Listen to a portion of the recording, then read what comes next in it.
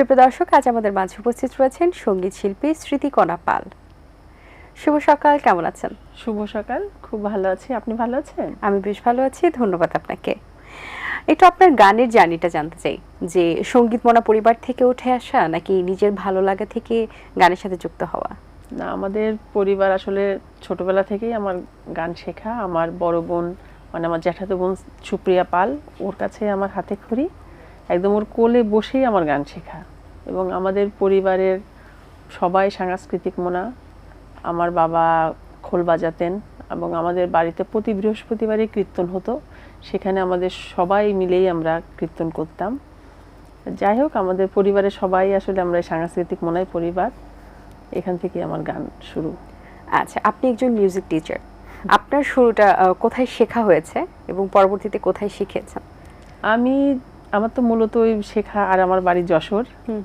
যশোরে আমি সুরবিতান সঙ্গীত একাডেমিতে গান শিখেছি এবং ওখানে শিক্ষকতাও করেছি।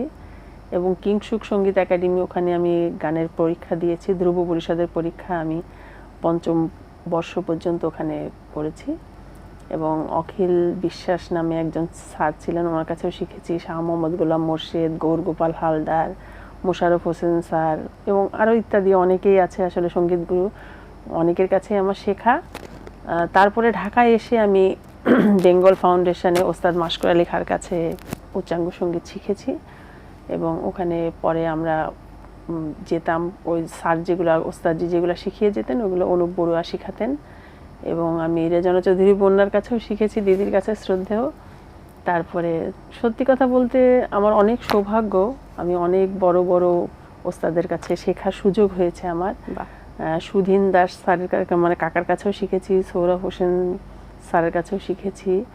তারপরে আমাদের ডক্টর সানজিদা আপার কাছেও আমার শেখার সুযোগ হয়েছে।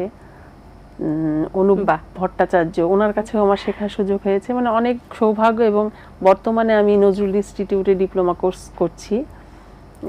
মানে প্রথম পর্ব হয়ে গেছে, প্রথম বর্ষ শেষ। ওখানে আমরা উচ্চাঙ্গ সঙ্গীত শিখছি। এবং সত্যি কথা বলতে এখন আমি মিউজিকের উপরেও মাস্টার্স কমপ্লিট করছি। আচ্ছা, ওখানে অসিত দে স্যারের কাছেও আমার শেখার সৌভাগ্য হচ্ছে। এবং পরিতোষ স্যার, অন্তরা ম্যাম, সুনীল দা, অনেক খুবই গুণী মানুষ, সবার কাছে শিখছি।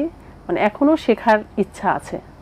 আচ্ছা, যাদেরকে শেখাচ্ছেন আপনি, তাদের মধ্যে আগ্রহ কেমন দেখছেন এবং কোথায় আপনি শেখাচ্ছেন? আমি বর্তমানে ইস্পাহানি স্কুল অ্যান্ড কলেজের মিউজিক টিচার হিসাবে আছি এখানে। এবং ছোট ছোট বাচ্চাদেরও গান শেখাই এবং কলেজের স্টুডেন্টদেরও শেখাই। আর আমার নিজস্ব একটা গানের একাডেমি আছে, সুরস্মৃতি সঙ্গীত একাডেমি, ওখানেও আমি শেখাচ্ছি। এবং আমি গাইড হাউসের একজন গাইডার, এবং ওইখানেও একটা একাডেমি আছে, গাইড হাউস সুর ও সংস্কৃতি সঙ্গীত শিক্ষা কেন্দ্র, ওখানেও আমি গান শেখার আমার সৌভাগ্য হয়েছে। এভাবেই চলছে আমার দিন। আচ্ছা, আপনার কণ্ঠে আমরা একটা গান শুনে নিতে চাই, তারপর বাকি কথা। আচ্ছা, আমি একটা রবীন্দ্রসঙ্গীতের আমার অ্যালবাম আছে, আমার শ্রদ্ধেয় গৌর গোপাল হালদার স্যারের সঙ্গে আমার এই অ্যালবামটি করা। আমি ওখান থেকে একটি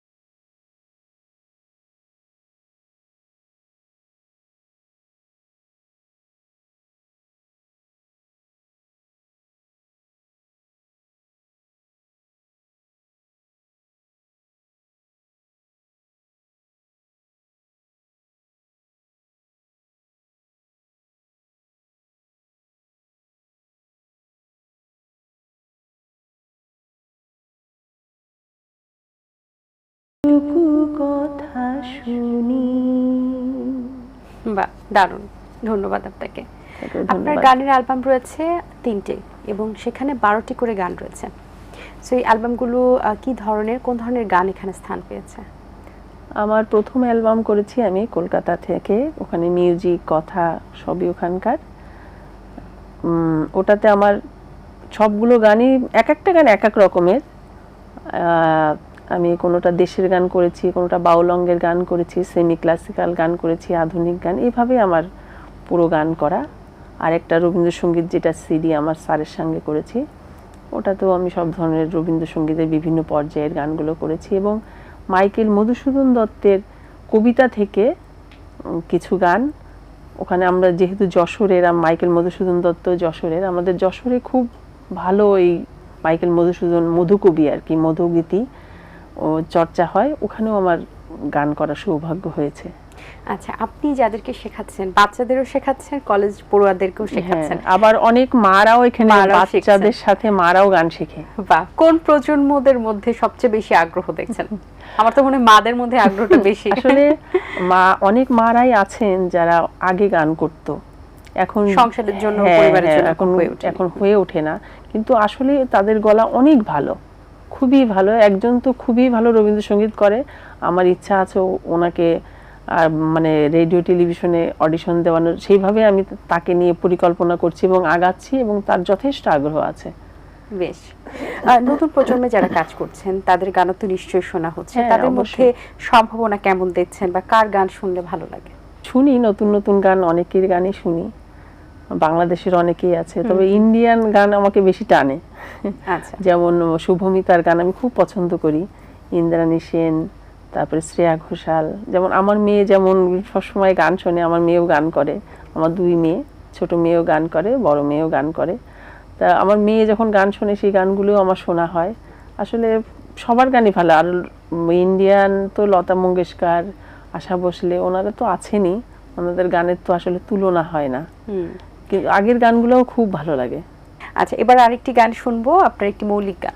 ফাগুনের বাতাসেতে মন ছুটেছে হায়, এসন সুন্দর সুজন আমার ঘরেতে আজ নাই।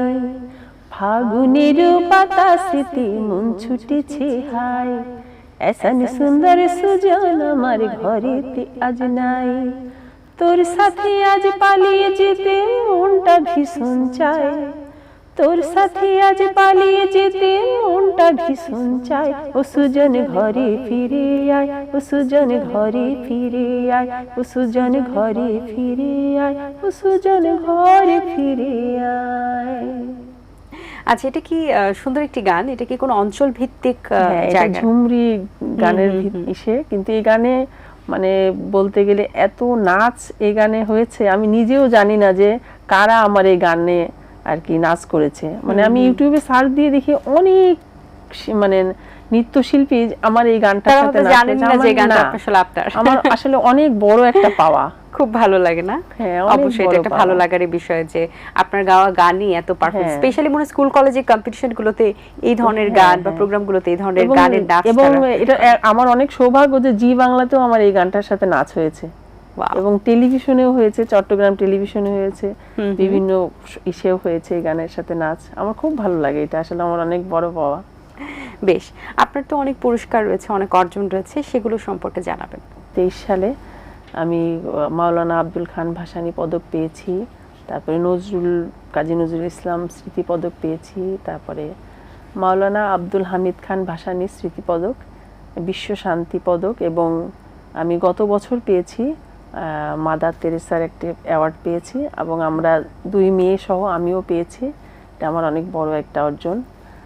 এরকম অনেক পদকই মোটামুটি পাওয়া আছে, এবং স্বর্ণ পদকও পেয়েছি। আপনার শর্ট ফিল্মেও কাজ করা হয়েছে, কোথায় কাজ করেছেন? এটা করোনার সময় আসলে আমরা এখান থেকেই করেছি, কিন্তু এটা আপনার ওপার বাংলায়, এই এক চিলতে রোদ্দুর, আমি এবং আমার মেয়ে দুজনেই আমরা শর্ট ফিল্মে গান করেছি, এবং ওটা আন্তর্জাতিকভাবে পুরস্কৃত হয়েছে। অনেক সৌভাগ্য। আচ্ছা, অবশ্যই এটা একটা বিষয়, এবং স্পেশালি আপনি মা মেয়ে একসাথে কাজ করছেন, এটা এবং বিভিন্ন নাটকেও আমরা গান করেছি, মেয়েও করেছে, আমিও করেছি, এইভাবে চলছে। আচ্ছা, পুরনো যদি আমরা বলি 80s 90s এর যে গানগুলো, সেই গানগুলোর মধ্যে কাদের গান ভালো লাগতো এবং কার ভক্ত আপনি? সাবিনা ইয়াসমিন ম্যাম, রুনা লায়লা, তারপরে বেবি নাজনীন, শাকিলা জাফর আপার গানও আমার খুব ভালো লাগে এবং ফরিদা পারভিন আপার গানও আমার অনেক পছন্দ। এবং লালনের গান মানেই উনি এত ভালো, মানে আমি বিনম্র শ্রদ্ধা জানাই। অনেক অনেক ধন্যবাদ আপু, আপনাকে ভালো লেগেছে কথা বলে। অনেক শুভকামনা রইল আপনার জন্য। আপনাকেও অনেক ধন্যবাদ এবং এটিএন বাংলাকে অনেক অনেক ধন্যবাদ আমাকে এই সুযোগ দেওয়ার জন্য। দর্শক, আশা করছি আয়োজন ভালো লেগেছে। আজ এই পর্যন্তই, দেখা হবে আগামী পর্বে নতুন কারোর সঙ্গে। সেই পর্যন্ত ভালো থাকবেন, সুস্থ থাকবেন, এটিএন বাংলার সাথেই থাকবেন। সকলকে আল্লাহ হাফেজ। দিন আসে দিন যায়, সময়টা চলে যায়, তবু আছি এই বেশ ভালো। জীবনটা রঙময়, যেভাবেই হওয়া চাই, নয় কবু সাদা কালো। এই আশাতে স্বপ্ন ভাসে, সুখ হাসে চোখে মুখে, চায়ের চুমুক